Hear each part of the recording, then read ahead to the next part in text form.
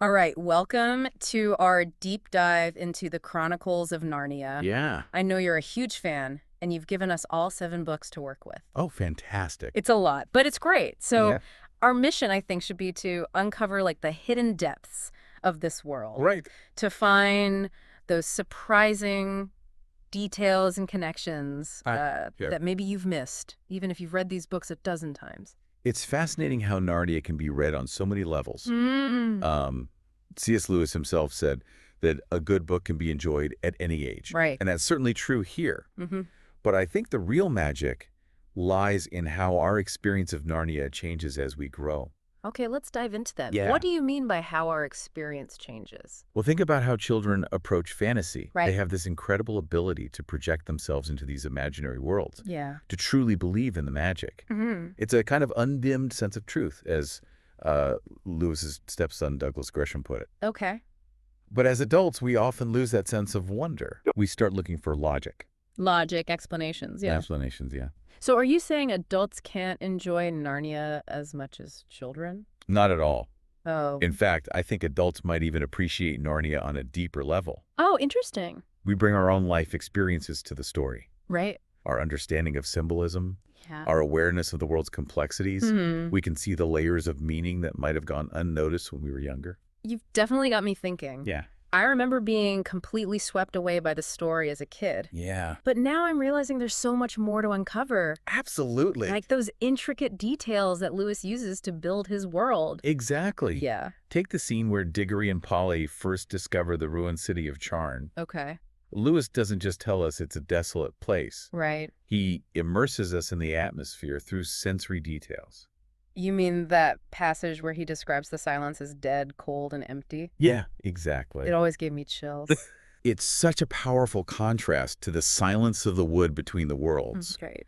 which Lewis describes as rich and warm. Mm-hmm. By using such evocative language, Yeah. he creates a stark difference between these two worlds, Right. even before anything happens. So he's not just describing the setting, he's actually using the setting to evoke a specific feeling. Right. That's subtle. And it's this mastery of language that makes Narnia so captivating. Yeah. Lewis draws us in, Yeah. makes us feel like we're right there alongside the characters. And it's not just the setting, it's the characters, too. Absolutely. They face real dilemmas and make tough choices. Like Yeah. Polly, when she comes face to face with Jada's, Oh, yeah. the Queen of Charn. Yeah. Talk about a terrifying encounter. Oh, absolutely. She's completely outmatched. Right. But she still manages to think on her feet. Yeah, that scene is a great example of how Lewis uses a character's inner monologue Mm-hmm.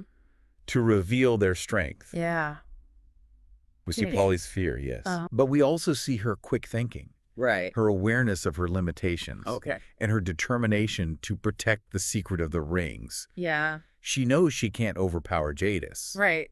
so she has to rely on her wits. And she does a pretty good job, too. She does. Even with the palace literally collapsing around her. Yeah, she's very resourceful. It makes you wonder if she's actually braver than Diggory, That's an interesting point. who seems to panic more easily. Diggory does seem prone to emotional outbursts, Yeah. whereas Polly is more reserved. Right. Perhaps Lewis is showing us that courage can take many forms. Yeah. It's not always about physical strength or bravado. Yeah. Sometimes it's about quiet resilience, Right. thinking clearly under pressure, Right. and finding creative solutions. And then there's that incredible scene when Jadis arrives in London. Oh, yes. Talk about a culture clash. What a moment. I mean, picture this. A towering woman in flamboyant robes suddenly appears on a busy London street. It's a moment of pure spectacle, isn't it? Yeah. And Lewis emphasizes the contrast between Jadis and the ordinary Londoners. Yeah. He describes her as larger than life, Mm-hmm. with a beauty that is both captivating and terrifying. And it's fascinating how her arrival diminishes Uncle Andrew. Interesting, yeah. Before, he was this intimidating figure. Right. But next to Jadis, his wickedness seems almost petty. That's a clever way of highlighting the different levels of evil, isn't it? Yeah. Lewis draws a clear distinction between Jadis, who embodies a primal, almost cosmic evil, Right. and Uncle Andrew, Yeah. whose wickedness is more rooted in selfishness and greed. Yeah, he just wants more magic. He does, yeah. He even describes a similar mark on both their faces, Right. but it's far more pronounced in Jotty's. It is, yeah. It reminds me of how real-world villains often seem less intimidating when we're faced with true evil. That's a good point. It changes our whole perspective. Exactly. And I think that's one of Lewis's key points. Mhm. Evil exists on a spectrum. It's Right. not always black and white. It isn't, no. And sometimes encountering a truly formidable evil Yeah. can make lesser evils seem almost insignificant, Almost. which makes you wonder if those lesser evils are what allow the greater ones to thrive. Now that's a thought-provoking question. Is it? It's like the saying, the only thing necessary for the triumph of evil is for good men to do nothing. And speaking of good triumphing, let's talk about the creation of Narnia. Yeah? Aslan's song bringing the world to life. Mm-hmm. It's such a powerful and evocative scene. Absolutely. Full of wonder and possibility. It's pure poetry in motion. Yeah. And note how Lewis focuses on the sensory details again. Yeah. We hear Aslan's voice thundering through the darkness. Yeah. We see the stars springing out in the sky. Right. We feel the earth trembling beneath our feet. It's not just a description, it's an experience. It is, yeah. And then there's the detail of Aslan breathing on the animals. Oh, yeah. He doesn't just create them. Right. He gives them a piece of himself. He does. It's like... That's right. And he chooses specific pairs, too. He does. Like, he's carefully considering the balance of this new world. Right. And the transformation of the cab horse is just, wow. I know. From this tired, overworked creature Yeah. to a magnificent free being. Beautiful. It's like Narnia itself has the power to heal and restore. And it's not just about the physical transformation. Right. It's about a new sense of purpose. Right. The cab horse becomes a powerful leader, Yeah. a symbol of Narnia's strength and resilience. It's like Lewis is saying that everyone has the potential for greatness. Yeah. Even the most ordinary among us. I like that. And all these creatures are drawn to Aslan. They are. They trust him implicitly, Right. even though he's this powerful lion. There's a sense of awe, of course, Yeah. but not fear. Right. They instinctively recognize his goodness, Right. his authority. It makes you think about how we perceive power. Interesting. Aslan's power isn't about domination. Yeah. It's about creation and protection. It is, yeah. It's a fascinating contrast to Jadis, Yes. whose power is all about control and manipulation. Absolutely. Lewis is showing us that true power lies in love and compassion, I agree. not in brute force or tyranny. True power comes from within. And this brings us to the heart of Narnia, Okay. the characters who populate this incredible world. Each character in Narnia embodies different aspects of human nature. Right. Our strengths and weaknesses, Mm-hmm. our struggles and triumphs. Yeah. They grapple with real dilemmas Right. and make choices that have lasting consequences. Right. Much like we do in our own lives. And that's what makes them so relatable. Right. Even though they exist in this magical world. Exactly. Take Lucy, for instance. Yeah. She's the first to discover Narnia, and her childlike wonder and belief Right. are what allow her to see the magic that others miss. It's like she embodies that undimmed sense of truth we were talking about. She Yeah. doesn't question. Yeah. She doesn't doubt. She simply accepts Narnia for what it is. Yeah. And in doing so, she opens the door for her siblings to experience it as well. But it's not all sunshine and rainbows for Lucy. Right. She faces dangers, too. She does. Like her encounter with Mr. Tumnus. Oh. He's under the White Witch's control. Right. And he's torn between his duty to her and his own conscience. That scene is so powerful. Yeah. Because it highlights the internal struggle between good and evil Yeah. that exists within all of us. Mm-hmm. Cumnus knows what's right, Right. but he's also afraid of the consequences of defying the White Witch. It makes you wonder how many times we've faced similar dilemmas in our own lives. Right. Where doing the right thing might come at a cost. Absolutely. Yeah. It's a question that resonates throughout the Chronicles. Right. And it's what makes the characters so human, Mm-hmm. so flawed, so real. Yeah. Even Edmund, Right. who betrays his siblings and falls under the White Witch's spell, Yeah. ultimately finds redemption. His story is a classic tale of temptation. It is. But I find it really interesting how Lewis uses Turkish delight to symbolize that temptation. That's a great observation. It's not just any treat, it's something exotic. Right. Luxurious, almost addictive. Yeah. The Turkish delight represents the allure of instant gratification. Yeah. The desire for something that seems pleasurable in the moment, Right. even if it have harmful consequences in the long run. Right. It's a theme that's so relevant to our own lives, Yeah. even today. It makes me think about all the times we've been tempted by something that seems too good to be true, Oh, yeah.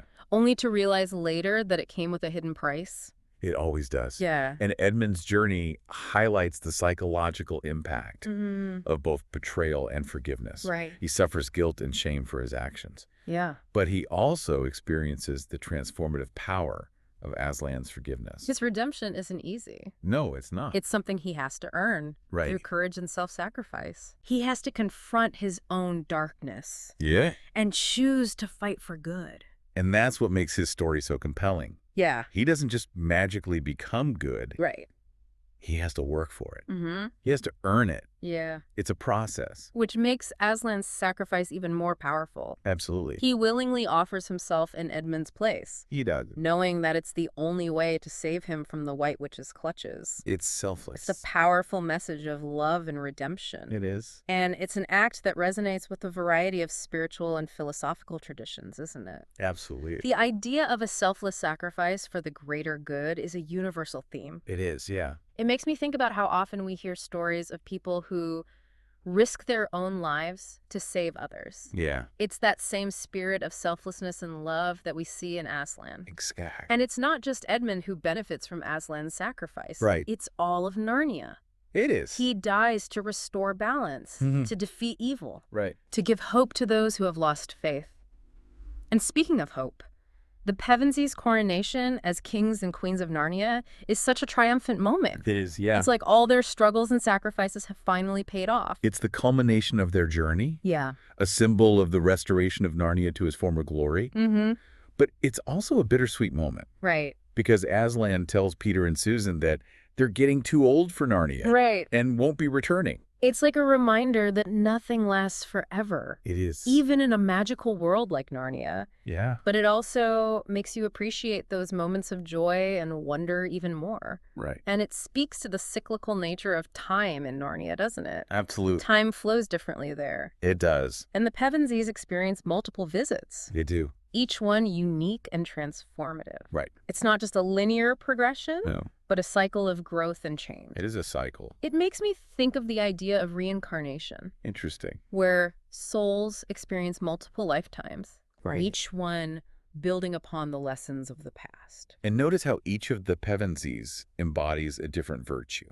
Okay. Peter, the eldest, represents courage and leadership. Mm-hmm. Susan, practicality and compassion. Okay. Edmund, redemption and growth. Right. And Lucy, that unwavering faith and belief in the unseen. It's like Lewis is showing us that we all have different strengths, Right. and that those strengths can work together to achieve great things. That's a good point. And then there are characters like Shasta and Aravis, Right. who expand the world of Narnia beyond the borders we see in the Pevensies' adventures. Exactly. Shasta's escape from slavery in Kellerman with the talking horse, Bree, Mm-hmm. is such a thrilling tale of courage and self-discovery. It is. He starts out as this timid boy, Yeah. but he finds his inner strength through hardship and adventure. He does. And Aravis, fleeing a forced marriage, showcases the strength and resilience of women Yeah. in a world that often tries to confine them. It does. Her journey with Hoth, another talking horse, is a testament to the power of friendship Right. and the importance of fighting for one's own destiny. And their stories add another layer to Narnia, Mhm. reminding us that there are countless untold stories, Right. countless perspectives waiting to be explored. And they show us that bravery and determination can be found in the most unexpected places. I agree. And while these characters come from different backgrounds Right. and face unique challenges, Yeah. they all ultimately find their way to Aslan. They do. He's the common thread that connects them, the Mhm. source of their strength and guidance. Right. It's like he's the embodiment of that universal force for good, It is. the divine spark that exists within us all, Right. regardless of our individual belief. Doesn't matter where you come from. He's a reminder that we're never truly alone, Yeah. that there's always something greater than ourselves to guide and protect us. That's a comforting thought. And that's a message that resonates deeply, especially in a world that can often feel chaotic and unpredictable. Yeah. Narnia reminds us that there's always hope, Mm. even in the darkest of times. There is. And that's what makes the Chronicles so powerful. I agree. They're not just entertaining stories. No. They're stories that make us think, Right. that challenge our beliefs, Yeah, that inspire us to be better versions of ourselves. I like that. But let's be honest, Narnia isn't all sunshine and talking animals. Right. There's a dark side to this world, too. That's an important point. Yeah. Narnia, like our own world, Right. has its share of suffering, Yeah. loss, and injustice. Right. The White Witch's reign of terror, Mm-hmm. the Telmarine invasion, Right. the sacrifices the characters have to make. Yeah. These elements add depth and complexity to the stories. And they make the victories all the more meaningful, right? Absolutely. It's like you can't truly appreciate the light without acknowledging the darkness. That's true. What are some specific examples that come to mind? When you think about the darker aspects of Narnia. Well, the White Witch's cruelty is certainly a prime example. Right. She turns her enemies to stone, Oh, yeah. plunges Narnia into eternal winter, Right. and tries to manipulate Edmund for her own selfish gains. Mm. She's a chilling representation of tyranny and the abuse of power. Her actions have real consequences for the Narnians. They do. They live in fear. Yeah. Their lives are disrupted. Right. And they have to endure hardship and loss. It mirrors real-world dictatorships. Yeah. Where fear and oppression become the norm. Right. But it also highlights the courage of those who resist. Right. Those who refuse to give in to despair. Like the beavers who shelter the Pevensies. Exactly. Even though they know they're risking their own lives. They represent the ordinary people who stand up to tyranny. Yeah. Who fight for what they believe in. Right. Even when the odds are stacked against them. And then there's the Telmarine invasion. Oh, yeah. Which has disturbing parallels to real-world colonization. The Telmarines, led by the power-hungry Mraz, Right. displace the Narnian creatures, Mm-hmm. destroy their homes, Right. and try to erase their culture. Yeah. It's a brutal reminder of the devastating impact of colonialism Yeah. and the importance of fighting for one's heritage. And the theme of war is prevalent throughout the Chronicles, from the Sure. battle against the White Witch to the conflict with the Calormenes. Mm-hmm. These battles aren't glorified. No, they're not. Lewis shows us the cost of war, He the does. sacrifices involved, Right. the lasting trauma it inflicts. He doesn't shy away from the realities of violence Mm-hmm. and its impact on individuals and societies. We see characters grapple with the moral complexities of war, Absolutely. the loss of innocence, Yeah. the burden of leadership in times of conflict. And even in the midst of battle, Yeah, there are glimmers of hope, right. acts of individual courage that inspire us. Like Peter leading the charge against the White Witch, even though he's just a boy. Or Edmund's redemption on the battlefield. Yeah. His willingness to fight for good after his betrayal. These characters remind us that even in the darkest of times, Yeah. there's always the potential for bravery, Mm-hmm. for sacrifice, Right. for change. And even though good ultimately triumphs in Narnia, Right. there are still losses and sacrifices along the way. Aslan's death and resurrection is the most poignant example. Right. It's a reminder that even in a world of magic and wonder, Yeah. there is still pain, Mm-hmm. loss, Right. and the need for sacrifice. Right. But it also speaks to the idea of hope and renewal, Okay. the belief that even in death, there can be rebirth. It's a theme that resonates across cultures and religions. It does. And it's what makes the Chronicles so enduring. Right. They offer a sense of comfort, Yeah. a belief that even when things seem bleak, there's always the possibility of a new beginning. It's interesting how these darker elements actually enrich the story. Without the threat of evil, the victories wouldn't feel as earned. Right. The moments of courage wouldn't shine as brightly. Absolutely. You can't have one without the other, really. And this brings us to a fascinating aspect of Narnia that we haven't touched on yet. Okay. The concept of cyclical time. You mean how the Pevensies visit Narnia multiple times, but each visit is different? Precisely. Okay. Time flows differently in Narnia than in our world. Right. It's not linear, Right. but rather cyclical, Okay. echoing the patterns of nature, Okay. of birth, death, and rebirth. Like the seasons changing. Exactly. Or the tides coming in and going out. Yeah, or think about the ancient Greek concept of the great year, Okay. where time repeats itself in vast cycles, Right. or the Hindu concept of samsara, Okay. the cycle of birth, death, and reincarnation. Okay. Narnia's cyclical time seems to reflect these broader ideas, Yeah. suggesting that endings are not final, Right. but rather opportunities for renewal. So it's not just a plot device. Right. It's a deeper reflection of how time might work on a cosmic scale. I think so. That's making me rethink my whole understanding of time. It is fascinating, isn't it? And consider the role of Aslan in all of this. Yeah. He's not just a powerful lion. No. He's a creator, Right. a guide, a protector, Mm-hmm. a symbol of hope. Absolutely. He represents a force for good that transcends individual characters and even the world of Narnia itself. He does. It's like he's the embodiment of a universal force, a divine spark that exists in all of us, It is. regardless of our specific religious beliefs. Precisely. And his sacrifice to save Edmund, Yeah. his death and resurrection. Right. Those events hold deep symbolic meaning across various cultures and belief systems. I agree. It reminds me of the myths of dying and rising gods found in ancient Egypt, Right. Greece, and other cultures. They often symbolize the cycle of seasons, Right. the renewal of life, Mm. the triumph of good over evil. Wow, I never thought about it that way before. It's pretty amazing. It's like Narnia is tapping into these deep archetypes. These universal stories that have resonated with humans for centuries. I think that's one of the reasons why the Chronicles of Narnia have had such a profound impact on readers. Yeah. The stories speak to something deep within us, Right. something that transcends time and culture. It's not just about escaping into a magical world. No, it's not. It's about exploring timeless truths about ourselves, about the world, about the nature of good and evil. Exactly. And it's about finding hope, even in the midst of darkness. Right. Narnia reminds us that even when things seem bleak, Yeah. there's always the possibility of redemption, Mhm. of renewal, of a new beginning. Absolutely. It's amazing how these children's stories can hold such profound meaning. I know. And now I'm thinking about those Boxen Chronicles you mentioned earlier. Yeah. The stories Lewis wrote with his brother as a child. Right. Do you think those early stories offer any clues about the deeper themes he'd later explore in Narnia? It's a fascinating question. Yeah. The Boxen Chronicles, Mm-hmm. with their talking animals, fantastical creatures, and epic battles, Yeah. certainly demonstrate Lewis's early fascination with imaginative worlds. Yeah. And if you look closely, you can see glimpses of the themes that would later blossom in Narnia. Like that story you mentioned, Sir Peter the Mouse. Exactly. Yeah. It's a tale of bravery, Mm-hmm. loyalty, and sacrifice, Right. set in a world called Mouseland. Okay. And what's remarkable is the historical scope of these chronicles. Okay.